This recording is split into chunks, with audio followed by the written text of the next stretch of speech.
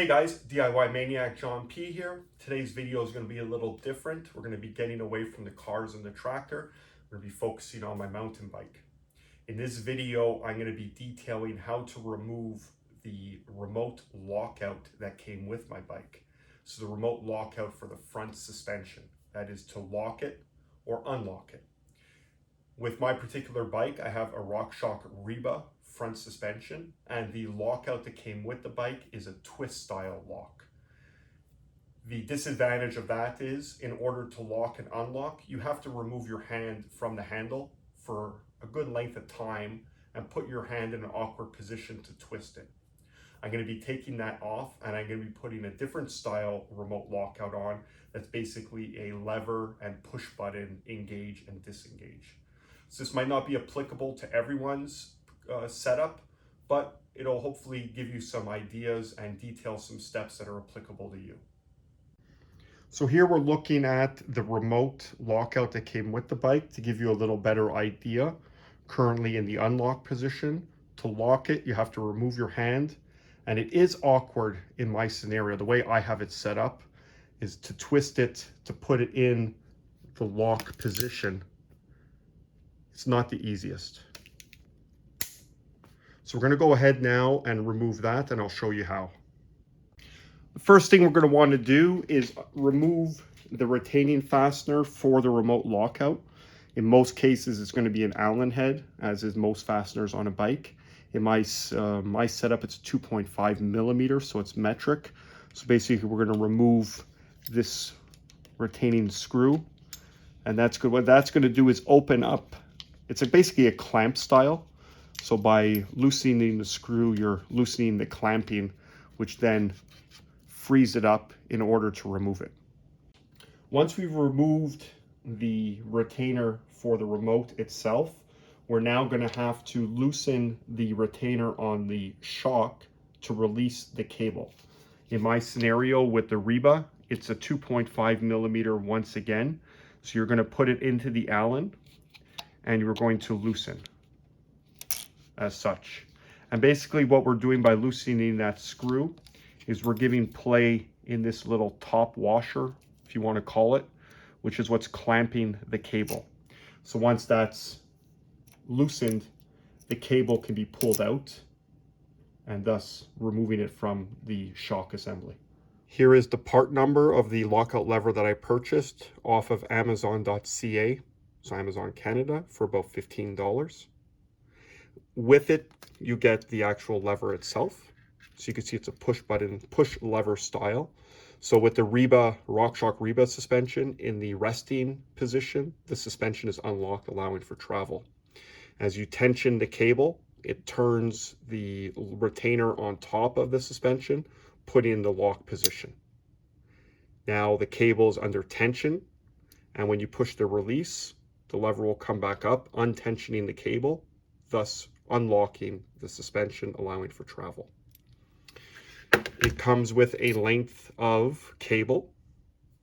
One end has a stop and one end is bare.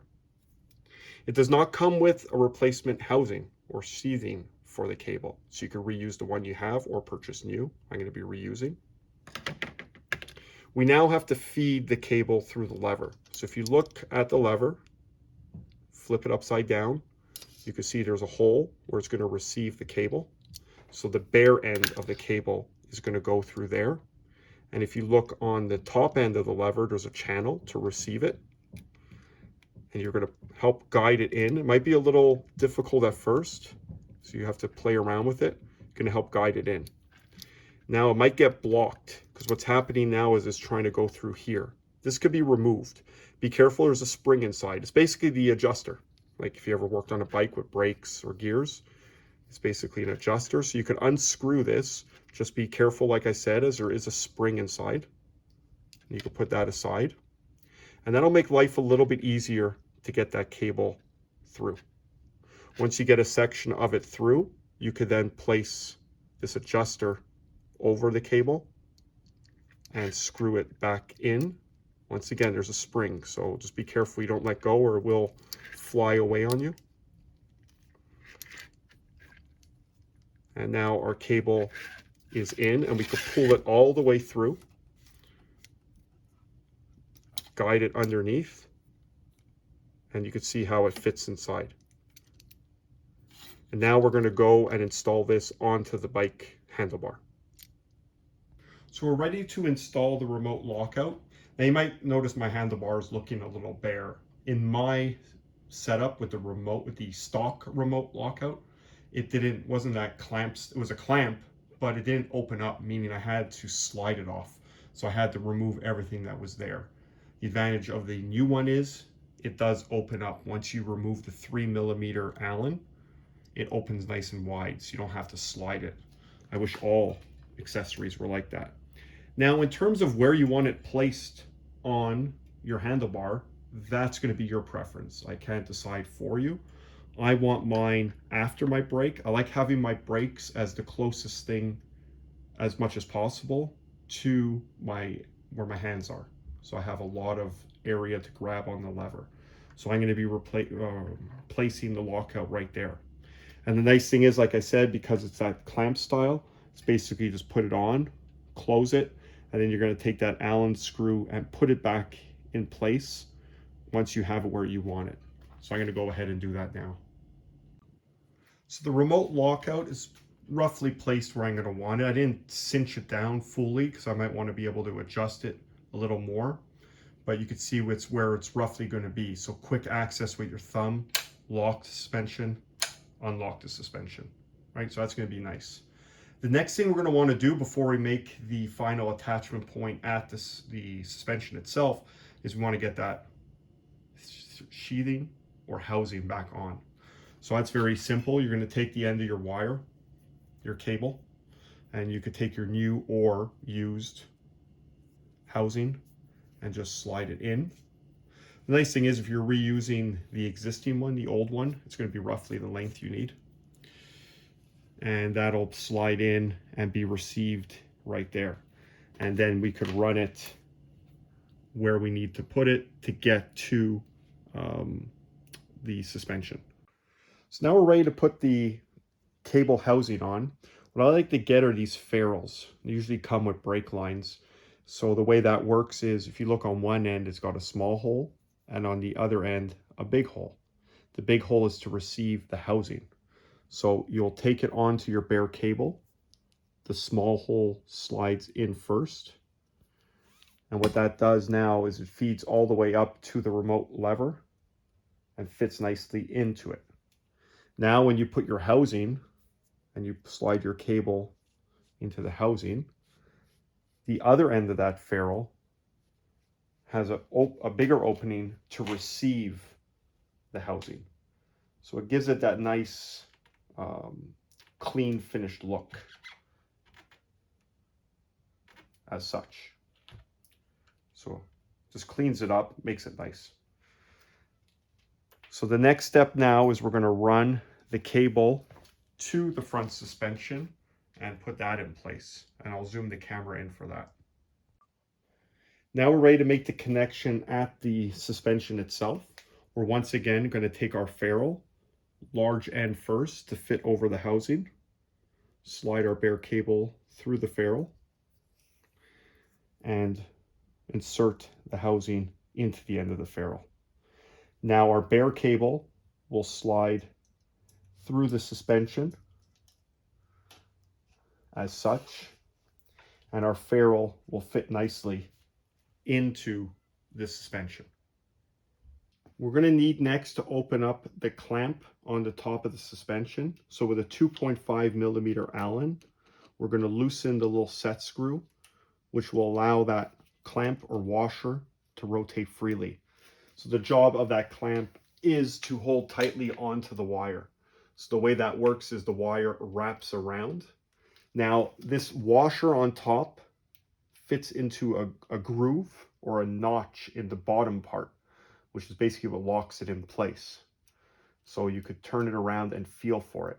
Also look at the indicator on the suspension itself. Right now we know we're not locked, so we want to have it in the open position. Pull firmly on the cable, hold it down, and take your Allen key again, and we're going to tighten it down. and that'll hold the cable in place and allow us to test to make sure that we're getting the operation that we want. Now that we're connected at the suspension, we need to make the adjustment to make sure it's locking when we press the lock. Right now I have the adjuster, so the thumb screw, set all the way in. So it's giving me a lot of room on my installation as I turn that thumb wheel to tighten up the cable, to take out some of the travel. So right now it's set all the way in. If I push the lock down, my front suspension is still partially unlocked. It's being dampened, but it's partially unlocked. It's not fully locked. So we take that adjuster, you pull out on it, and like any other adjustment on a bike, whether it's a brake lever, suspension, you can make those minute adjustments. So by doing this, I'm tightening up the cable or shortening the cable. And that's going to allow me to get closer to that lock position. So let's try that. I'll lock it. Now my suspension is fully locked out. Unlock. I got full travel again. So I know I'm pretty much exactly where I need to be in terms of the adjustability of it. Now on the end here, you're going to cut your cable. Leave yourself a little bit extra. It's always nice to have a little bit extra, so if you have to move around with it or play around with it. And of course, get a crimp-on ferrule if you have, to clean up the end and so you don't hurt yourself or cut yourself on it. And that's how it works there. So I'll show you a closer up view of the lever itself in operation. And here's how the lever works. So lock and then unlock. So I'm liking this much better than what I had previously with the twist lock. So for $15, for me, that's a game changer. That's a great purchase. So guys, thanks a lot for watching. I hope that helps some of you who want to change out your remote lockout for your suspension. But this could be used on a seat dropper post, right? It has many different applications. So thanks for watching. Keep following. Leave any comments or questions below. Thanks again, guys.